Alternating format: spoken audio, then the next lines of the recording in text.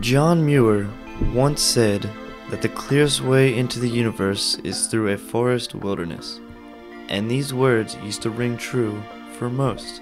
Humans used to be one with nature, and there was a time in the not-so-distant past when individuals, no matter their generation or social affiliation, found themselves in locations similar to this stream.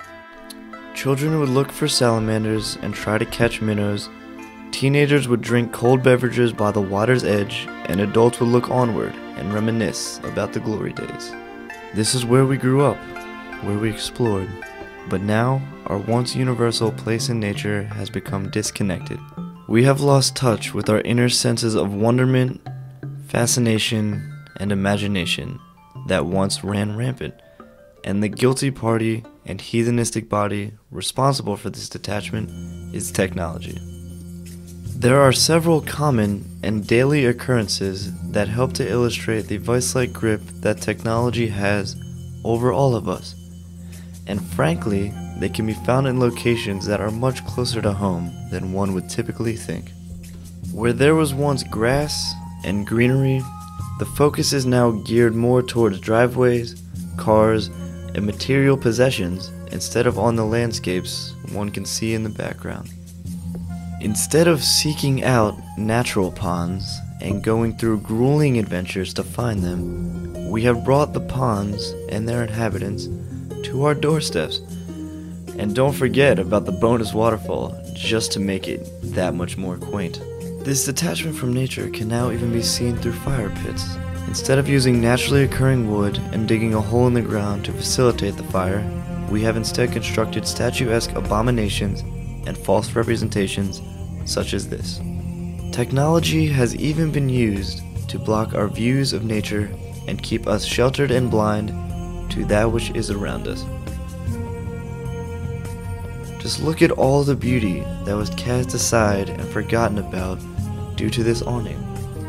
With its absence, you can see just how much can be viewed with the human eye. There are now machines that can tell us every weather condition outside that you could ever wish to desire. This therefore removes us from nature and the need to go outside and see what the weather is like for oneself.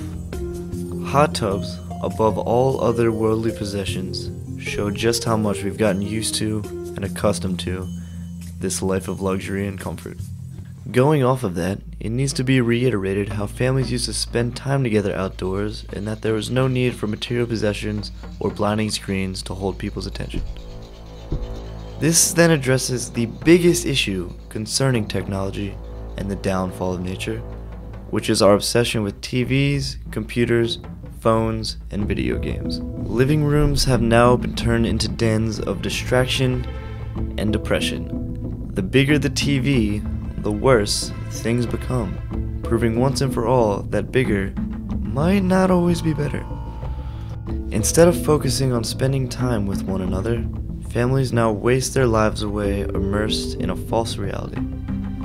This problem used to concern only younger generations, but now it has bridged the generational gap on all levels.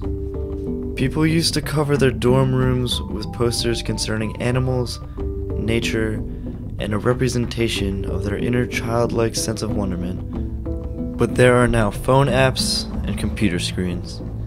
Even if someone isn't on the computer, their friends still take it upon themselves to shove the computer in their face.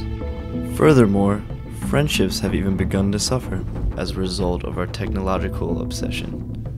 Instead of choosing to go outside to play sports or even take in the fresh air, friends now sit in their apartments and focus on whatever screen is in front of them, failing to interact with one another on any level.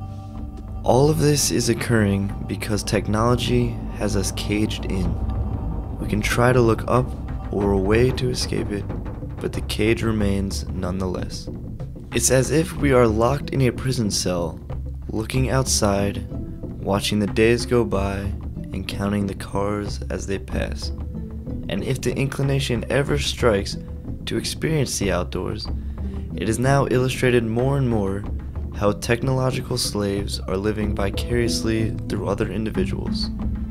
They go online and watch videos of people hiking and experiencing the outdoors without ever having the opportunity to step outside and experience all of this and all of these adventures for themselves.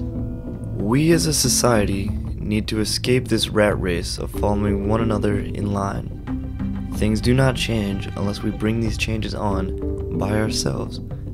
The door to the outdoors is right in front of our faces, but the window of opportunity to reverse this downhill battle is closing rapidly. We need to take it upon ourselves to put down the technology and to go outside. Instead of Skyping, go hiking. Instead of sitting on Facebook all day, go for a jog through the woods by yourself and just take in all the fresh air. These new patterns of technological distractions from nature can, however, be reversed. All it really takes is the power of one. If you yourself can get people to look into the distance and ponder both life's and nature's mysteries, then you have succeeded. If you can convince people to look closer at trees and wonder why they have cones, then you have succeeded. And if you can convince people to simply cast their eyes upward at the skies and ask them why they think leaves move how they do, then you too have succeeded. For this success is measured on a more philosophical, intellectual, and proverbial level. This is so because if you can convince even one of your friends to put down their controllers, to step away from their iPhones, iPads, computers, and TVs, then a ripple effect will occur and universal happiness will ensue. This role reversal between human and technological interactions, though unlikely, can still occur.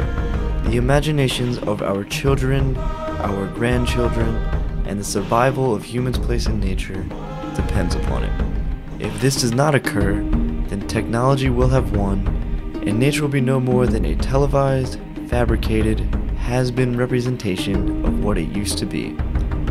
The fate of nature is in your hands. Now go out there and change the world.